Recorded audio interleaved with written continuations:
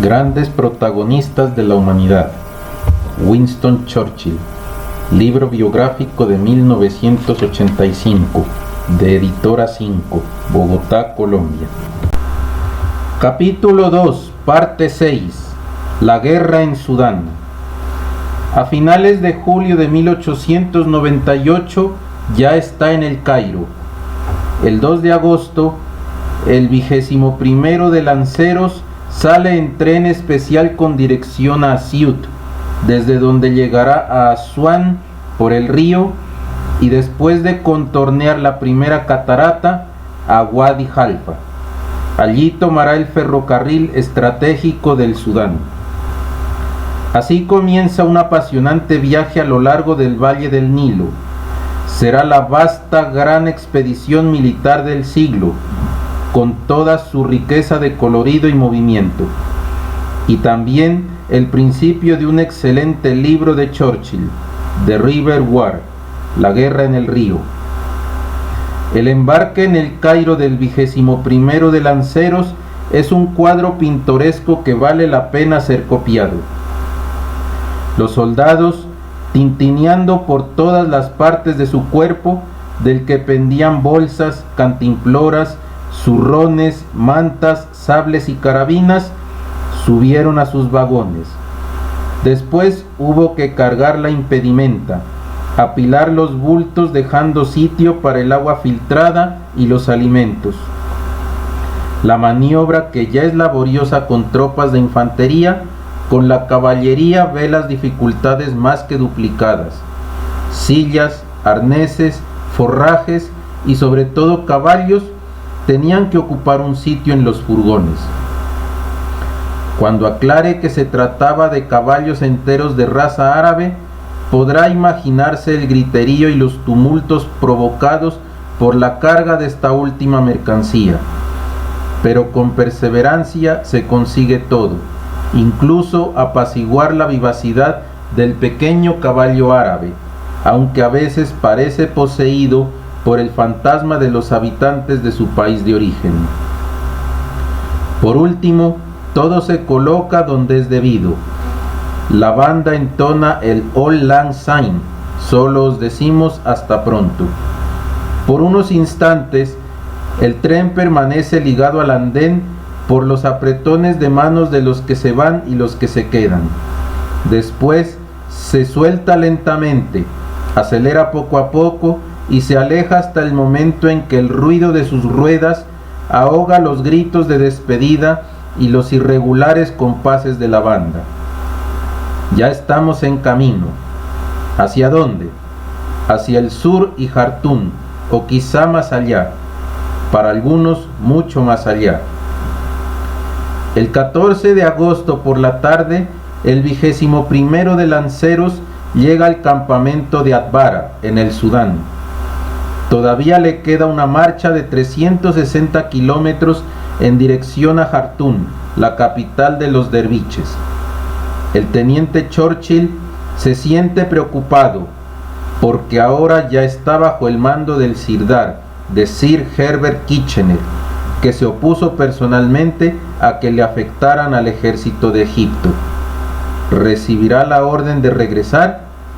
Hubiera sido una gran lástima, no ya por el teniente Churchill, sino por el corresponsal del Morning Post, que se disponía a escribir la brillante historia de la última carga de caballería.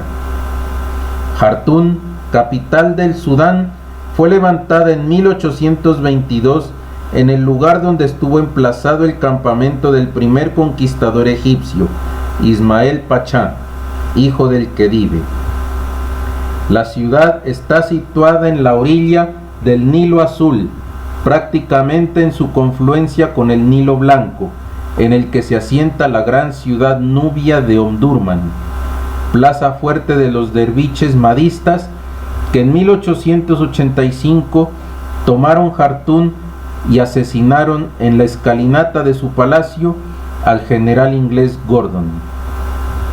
Uno de los objetivos de esta expedición de 1898 consiste precisamente en vengarle.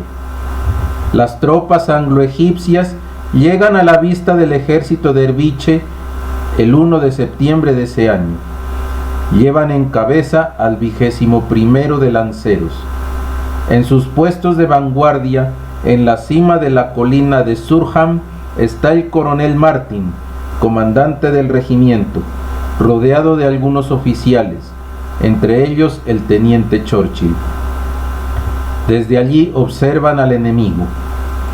Visto desde aquella altura, el espectáculo era extraordinario.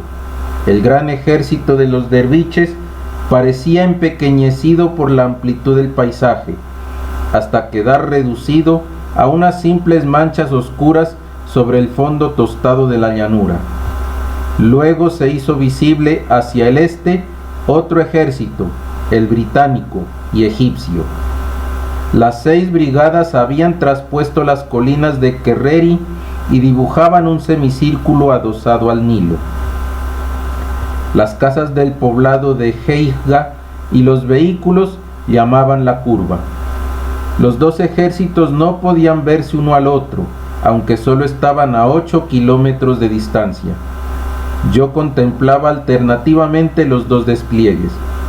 El del enemigo era, sin duda, el más largo y también el más ancho. Sin embargo, parecía haber una fuerza superior en nuestros espesos batallones, cuyas filas se extendían en unas líneas tan rectas como trazadas a regla. El coronel buscó con la mirada al oficial cuyo caballo estuviera más fresco, para que fuese a dar cuenta de la situación al propio Kitchener. Y el teniente Churchill parte al trote, latiéndole el corazón. Va a verse ante el hombre terrible que manda, sin discusión posible, en todo Egipto y mañana en el Sudán. No sabe que, cuando el general se enteró de que a pesar de su oposición le habían afectado al ejército anglo-egipcio, se limitó a alzar los hombros como si aquello no tuviera importancia.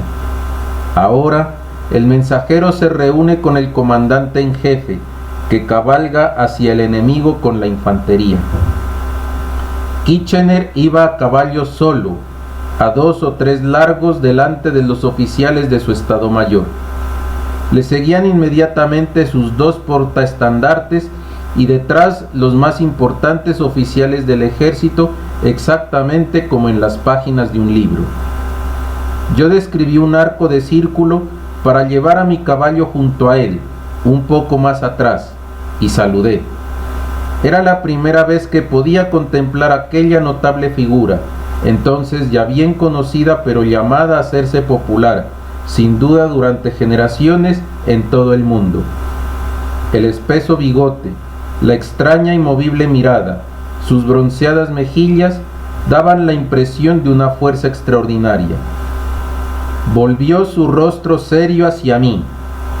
Sir, le dije, vengo del 21º de lanceros para darle un informe. El sirdar le animó a que prosiguiera. Churchill le describió las posiciones del ejército enemigo, procurando expresarse con tanta concisión como exactitud. Él me escuchó en silencio, y nuestros caballos iban pisando la arena mientras nosotros avanzábamos con las botas casi juntas. Por último, después de una larga pausa, me dijo: según usted, el ejército de Derviche está avanzando. ¿De cuánto tiempo cree usted que dispongo? Tiene por lo menos 1 hora, Sir. Probablemente 1 hora y media si continúan avanzando a la misma marcha. Él inclinó la cabeza sin que yo pudiera saber si aceptaba o rechazaba mi estimación, y con un breve saludo me indicó que mi misión había terminado. Sin embargo, los derviches no atacaron aquel día, y fue Kitchener quien tomó la ofensiva el 2 de septiembre de 1898. El teniente Churchill iba con las patrullas de vanguardia del 4º de lanceros. Con ese regimiento participará en la última gran carga de caballería de la historia. Sus descripciones de aquella jornada constituyen un fresco magistral y vibrante, dan una imagen cierta de una guerra que el mundo no volverá a ver. El sol se levanta gloriosamente frente a nosotros que estamos admirando algo muy distinto. Ya hay suficiente luz para utilizar nuestros gemelos. Las masas oscuras cambian de intensidad. Ya se van haciendo más claras que el fondo de la llanura. Es una hora que vale la pena vivir. Después se impondrán unas nuevas impresiones. Aquella masa no está inmóvil. Avanza y rápidamente, como una marea que sube. ¿Qué oímos ahora? ¿Un rumor sordo que nos llega a oleadas? Están glorificando a Dios, a su profeta y a su santo califa. Ahora en la esplendorosa mañana, el sol pone su brillante colorido en la escena. Las masas oscuras se han transformado en unas cortes de hombres bien ordenadas, donde las armas blancas relampaguean. Por encima de sus cabezas danzan una multitud de magníficas banderas. Estamos contemplando lo que ya vieron los cruzados. No tarda en producirse el choque de los 60.000 hombres del ejército del califa y los 20.000 anglo-egipcios. Los oficiales de caballería solo piensan en la carga, el coronamiento deportivo de su carrera. Cuando los jinetes se lanzan y el 21º de lanceros entre ellos, los hombres, con el sable o la lanza empuñados, arremeten al triple galope contra la masa coloreada de los árabes. Pero Churchill no se bate con arma blanca. No tiene suficiente confianza en su hombro derecho para confiarle la vida. Utiliza una pistola, una excelente Moser que compró en Londres y gracias a la que se deshará de 3 enemigos que de otro modo habrían acabado con él. En My Early Life, el capítulo titulado Las sensaciones de una carga de caballería evoca con fortuna, casi minuto por minuto, aquellos momentos de exaltación. Los jinetes arremeten contra una delgada línea de derviches vestidos de azul y negro, pero cuando ya es demasiado tarde y no es posible retener a los caballos ni dar la orden de alto, lanceros y húsares descubren, situados en una hondanada, varios miles de combatientes que hasta ahora permanecieron tendidos en el suelo y que ahora se levantaban vociferando. Los estandartes apuntan hacia los atacantes, como otras tantas lanzas. Unos emires con brillante casco metálico galopan a los flancos de su tropa. La caballería sigue adelante, se precipita en la depresión. El encuentro es salvaje y magnífico. Al otro lado de la hondonada, indemne, el teniente Churchill se reúne con lo que aún queda de sus soldados. No deja de darse cuenta de que la carga tuvo algo de ridículo, pues no ha decidido ni con mucho la jornada. Entonces pudo comprobarse la futilidad del arma blanca, tan elogiada. Los derviches se habían llevado a sus heridos, solamente los cuerpos de 30 o 40 enemigos quedaban en el suelo, y mezclados con ellos los cadáveres de más de 20 lanceros, tan horriblemente acuchillados y mutilados que resultaba imposible identificarlos. De los 310 oficiales y soldados que cargaron, el regimiento había perdido en el espacio de 2 o 3 minutos 5 oficiales y 65 hombres, muertos o heridos, y 120 caballos, casi la cuarta parte de su fuerza de combate. Pero aquella tarde quedaban conquistadas Jartún y Omdurmán. El Sudán era inglés y Gordon estaba vengado. El teniente Churchill, vuelto a su misión de corresponsal de guerra, comenzó a escribir sus artículos para el Morning Post y siguió reuniendo material para su libro The River War. Como le habían agregado al 21º de lanceros para la campaña del Sudán, y la campaña estaba terminada, a los pocos días regresó a Londres. Una vez allí comenzó a hacer cuentas.